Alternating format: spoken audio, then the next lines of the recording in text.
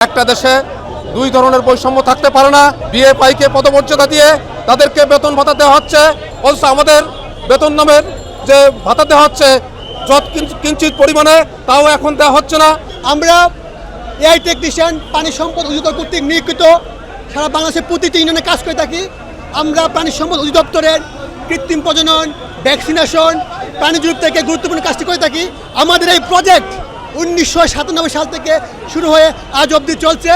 আমরা প্রাণী সম্পদের দুধ ও মাংস উৎপাদন করে কৃত্রিম প্রজননের মাধ্যমে জাতির মেধা বিকাশে গুরুত্বপূর্ণ অবদান রাখছে।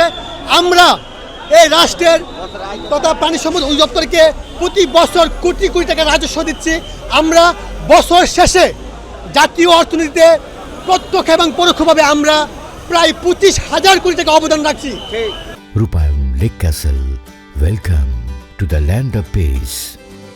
আমরা এই প্রাণী সম্পদের সরকারি আই টেকনিশিয়ান হিসেবে নিয়োজিত, কিন্তু আমরা একই কাজ করে প্রাণী সম্পদ অধিদপ্তর থেকে 40,000 টাকা বেতন পাচ্ছে, কিন্তু আমরা সেই কাজটি করে আমরা কোনো বেতন ভাতা পাচ্ছি না।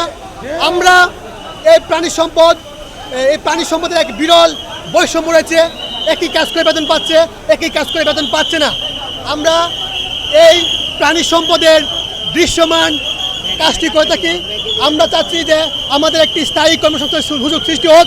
খামারিরা নিয়মিত গাভীর কৃত্রিম প্রজনন করতে পারছে না বা ওই প্রাথমিক চিকিৎসাগুলি দিতে পারছে না, তার ফলে খামারিদের আর্থিক লস হচ্ছে।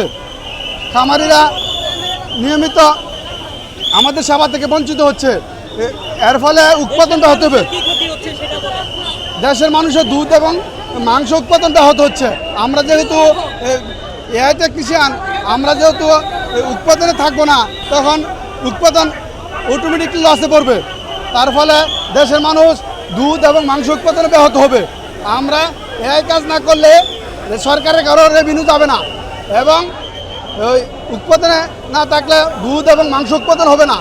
এতে দেশে পানি সম্পদ খাতে ব্যাপক আর্থিক লস হবে এবং উৎপাদন লস হবে। তো আমার দাবি হচ্ছে, একটা দেশে দুই ধরনের বৈষম্য থাকতে পারে না। বিএ পাইকে পদমর্যাদা দিয়ে তাদেরকে বেতন ভাতা দেওয়া হচ্ছে, অথচ আমাদের বেতন নামের যে ভাতা দেওয়া হচ্ছে যত কিঞ্চিত পরিমাণে, তাও এখন দেওয়া হচ্ছে না। এখন আমাদের একটাই দাবি, সেই দাবি হচ্ছে স্থায়ীকরণ। রাজস্ব খাতে নিয়ে প্রাণী সম্পদকে বেগবান করে তুলতে হবে, যাতে এই সরকার আসছে বৈষম্যকে দূর করার জন্য। বৈষম্যকে দূর করে এই সরকারের ক্ষমতা আসছে, সুতরাং এই সরকারের অবশ্যই বৈষম্য দিকে খেয়াল দেবেন, যাতে করে আমাদের প্রাণী সম্পদের বেগবান হয়, যাতে করে আমরা বেতন ভাতা সঠিকভাবে পাই। এই আশাবাদ ব্যক্ত করে আমি সরকারের জোর সুপারিশ জানাচ্ছি। কত টাকা ভাতা পেতেন আপনারা? আমরা এর আগে পাইছি 500, তারপর 2,000, তারপর 10, 15, 20,000-এর কথা বাহানা করেছে, এখনো দেয় নাই। আমরা চাচ্ছি রাজস্ব খাতে যাতে দিয়ে আমাদের এই যে আমাদের যে অপূর্ণতা রয়েছে, বিশেষ করে চাকরি 30 বছর করেছে, অথচ একটা টাকা তার ছেলেমেয়েকে দিতে পারে নাই। আমরা চাচ্ছি যাতে করে এদের একটা ব্যবস্থা করে, যারা 30 বছরের শেষ হয়ে গেছে তাদেরও জন্য একটা ব্যবস্থা করে, তার কারণ তারা রাষ্ট্রের দীর্ঘদিন কাজ করে আসছে।